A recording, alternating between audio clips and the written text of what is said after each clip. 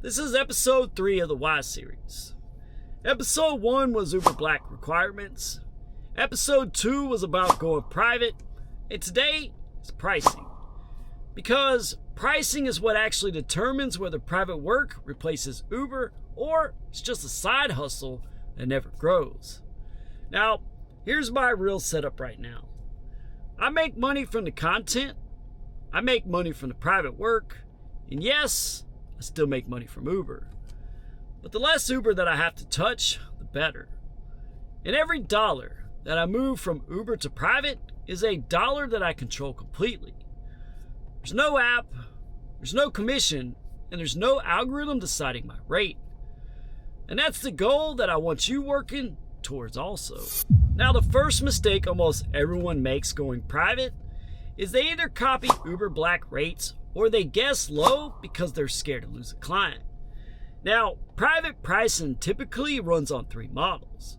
You have flat rate transfers, hourly rates, and per mile. Now, airport transfers nationally run somewhere in the $70 to $155 range depending on the vehicle class and where it's at. Hourly executive sedan service typically runs $60 to $95 an hour depending on your market. Now, SUVs run 30 to 50% higher than the sedans. So, don't send an Escalade when a sedan does the job. And don't undercharge when a client specifically wants an SUV. Now, here's the part people skip: corporate accounts. Companies with regular travel typically get 10 to 25% off retail rates in exchange for volume commitments and monthly invoicing.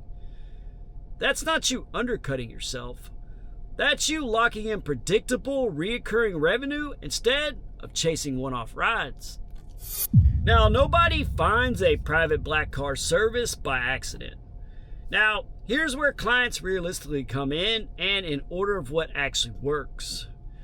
First, you have a Google business profile and local SEO. Now, this is how people search city black car service or city airport car service. Then you got referral programs.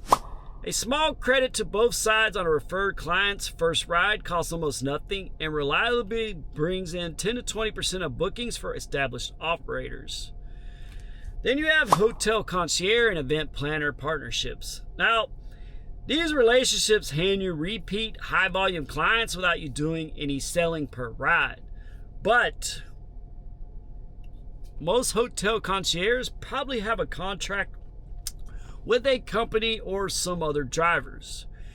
So it's a tricky one, and if you've seen some of my episodes, you know it's definitely for me. But there's ways around it. Definitely don't want to start off too much focused on this because you bring those clients to the hotel most times. That's your chance to get them before you even get them there. And then sometimes the valet might be better off, but they do tend to rotate because, you know, they only make so much and the younger guys, whatever. But hotels and stuff, you don't really have to worry about that too early in the beginning. Then you have direct corporate outreach. Building a list of local companies with travel needs and pitching a pilot account with your insurance, your fleet info, and your references. Then reviews. Every completed ride should get a review request, since 5-star reviews are one of the biggest trust and ranking signals for this business. That $400 I showed you at the top, that's what happens when a couple of these channels are working for you all at once.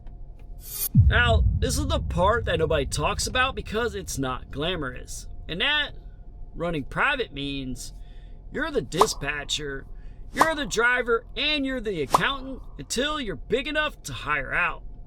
Now, every corporate client wants to consolidate monthly invoicing, not per ride charges. So you got to get comfortable with that workflow early on.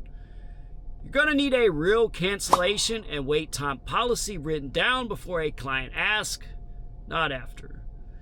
And then advanced bookings should be incentivized. 7+ days ahead can justify a discount. Same day requests can justify a premium. And that is normal in this industry. None of this is complicated, it's just consistent. Now, here's why I keep circling back to this. Everything that I just told you, pricing benchmarks, where the clients come from, invoicing basics, that's all the free version, the general, and it's true for most cities and most operators. But what's not free, and what that $29 actually gets you, is applying this to your specific market, your specific fleet, and your specific client type, and doing it alongside people who are in the trenches with you right now. Not a course that you buy once and you never touch again. So $400 and 0 Uber rides. That's not luck. That's pricing and client channels working together. Next episode, I'm going to get more specific with real numbers from my own Jacksonville business. So remember, drive better, drive smarter, and drive without the frustrations.